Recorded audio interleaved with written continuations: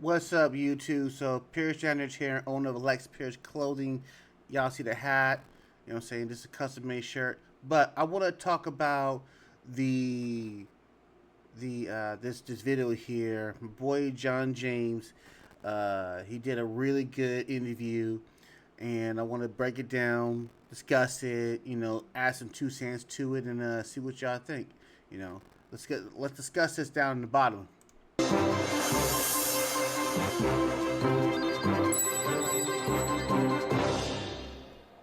Now, Nigerians abroad are vital to the country's cultural revival. Experts believe that by promoting Nigerian arts, music, and fashion globally, Nigerians in the diaspora will help in expanding the reach of the nation's heritage. This class of Nigerians also foster cultural exchanges and supports the preservation of historical sites, languages, and traditions. Through their professional networks, diaspora Nigerians are reshaping the global narrative of Nigeria, showcasing its vibrant culture. Their efforts ensure that Nigeria's cultural influence continues to grow both locally and internationally. Now, joining us to discuss the contributions of Nigerians in the diaspora to cultural renaissance is Prince John James Olomo Mayegun of Odesan Town, Ile-Ife. Good morning, and thank you for joining us. Good morning, good morning. Thank you for having me. So I see the beads, and of course we know what that means in Nigeria and maybe Africa generally. So tell us what... So I'm guessing the beads in Nigeria mean that he's a prince, or a very high-ranking prince. I gotta ask him personally, but is that what that means? Let me know down below in the comments. Exactly brought you back to Africa from America? Right. Well, what brought me back to Nigeria is over the course of 7 years, I traced my roots to the Yoruba tribe of Nigeria. And after getting here, I met originally with the king of Shasha Kingdom in Lagos. I went through several rites of passage and ultimately was titled there as Prince of Shasha, and then later on as Mayegun in Ife. And that... So that part I gotta understand. Was he two princes? Or is it prince in one area? Like how's that work? Or is it two different titles? Inspired me to create a DNA company called Tribal Tapestry, which allows African Americans and others in the diaspora to do what I did in 7 years, but to do it in 2 months, to find out the tribes they come from in Nigeria and all over Africa, and then culturally fully immerse themselves and integrate in their ancestral homelands. Very good. So how do you hope to help African Americans discover their roots? Yes, you talk about the company, but is there a willingness from African Americans to actually do this? Yes, we've been inundated about news, people trying to trace their roots and all that, but is the euphoria, is it widespread? Is that... Well, let me stop him right here.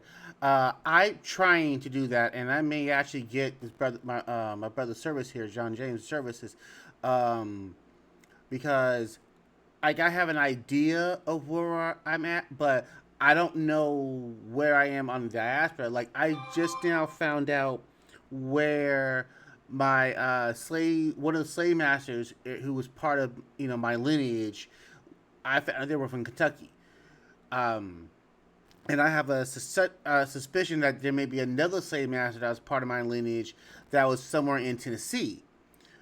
But that's as far as we can go as Black Americans.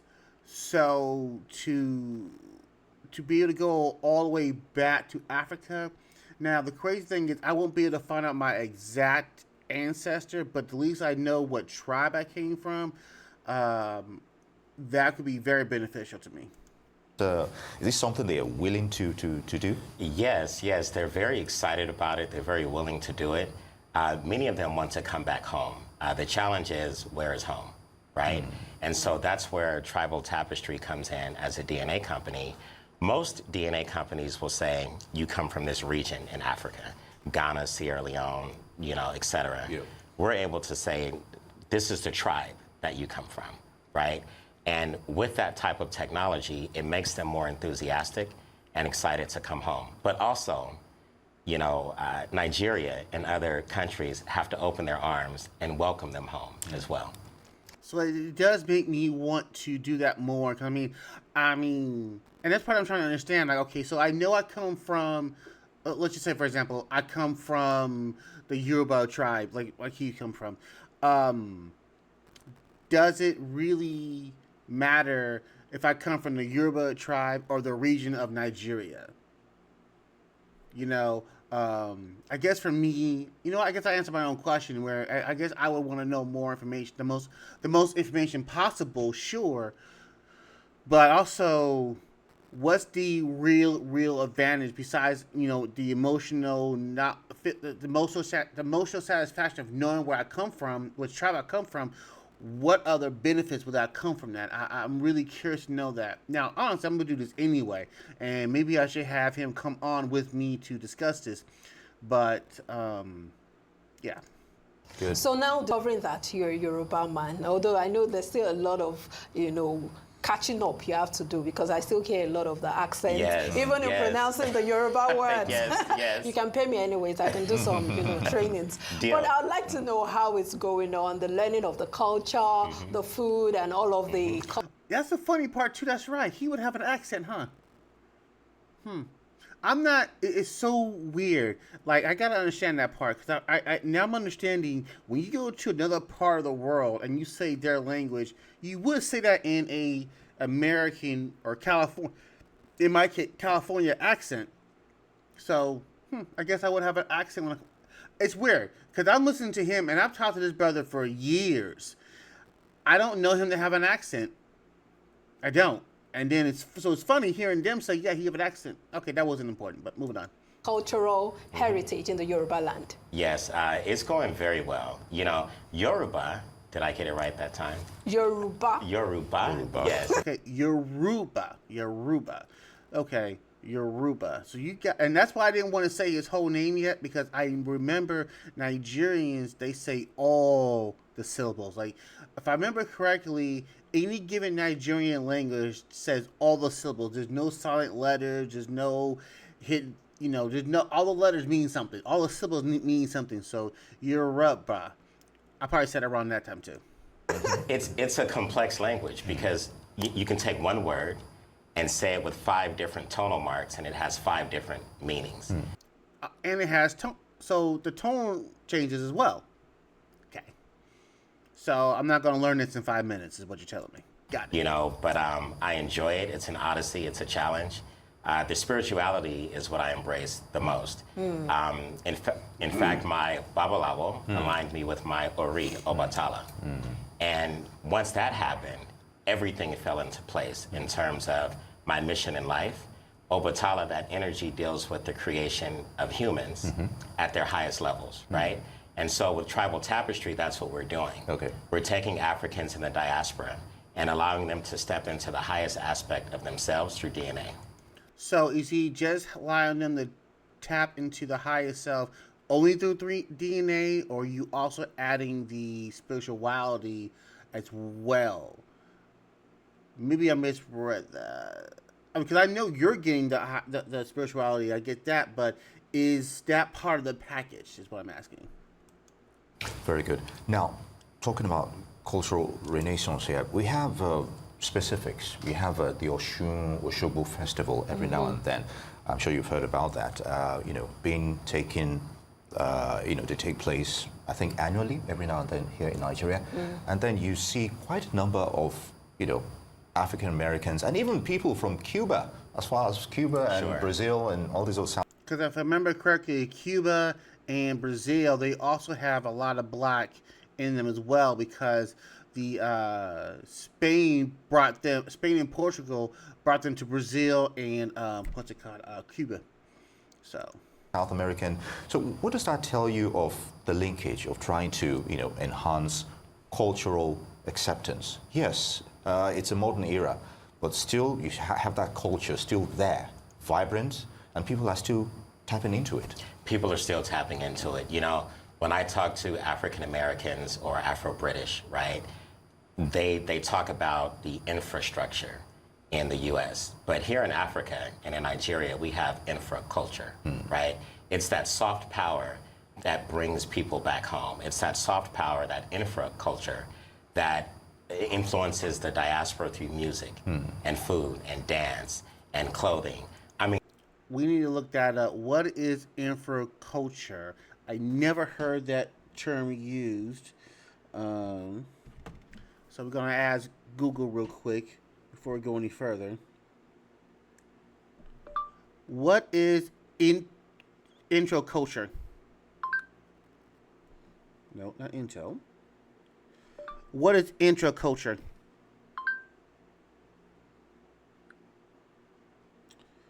So it's a cross-cultural communication. Is a cross? That's communication. What the hell? Occurs between or involving two or more cultures. Huh. Okay. You know what? I'm not gonna find that real fast. Let's go ahead and get. I gotta find a way to get John James on here and talk to him, and maybe we could have a little conversation.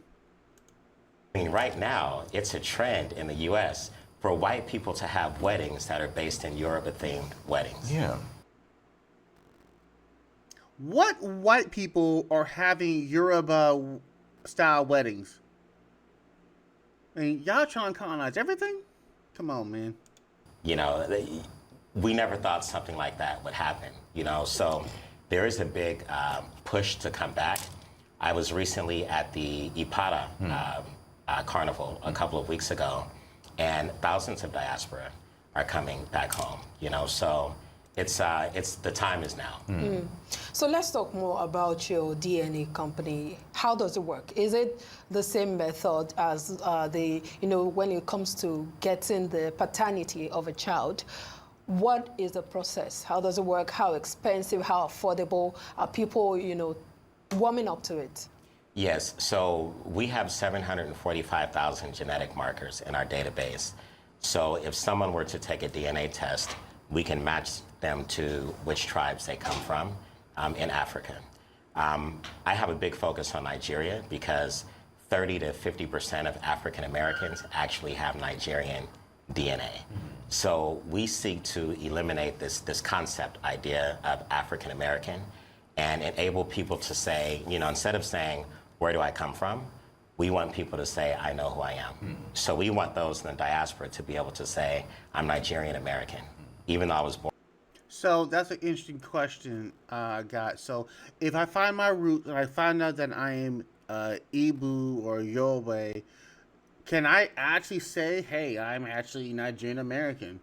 I mean, look at me, guys. Like, if I can I say that? I mean, I'm about as high yellow as a glowworm. So can I say that if I had the DNA to prove that? You know what I mean? Born in the States, but I'm a Nigerian, or I'm from Ghana, or I'm Mende from Sierra Leone, or whatever the case may be. Good, and it's always, having to know your roots to a large extent, it gives you that sense of belonging, as it were. Prince John James Olomo, unfortunately we don't have much time. We will have to wrap it up here. We'd like to thank you, for that enlightenment, and of course, Very hopefully, interesting one. yes, people will key into this initiative. Good to have you with us. Thank you so much. And the last thing is we are pushing for the Nigerian government to give dual citizenship based on DNA. So you guys will be hearing more about that soon. Very good. We hope to Look see forward more to of you. that. That would be humongous. That would be huge. In fact, can we get that going right now? I don't know if you know what's going on right now in America, but if we can get that going sometime soon, like I'll roll out right now. You know what I'm saying? But hey, thank y'all for watching. This was a really good one, and if anybody knows the answer to these questions, let me know down below. I'd really appreciate it. Because like I said, I want to trace my roots back, and if I can get some of that citizenship based on DNA, I'm definitely trying to do that. So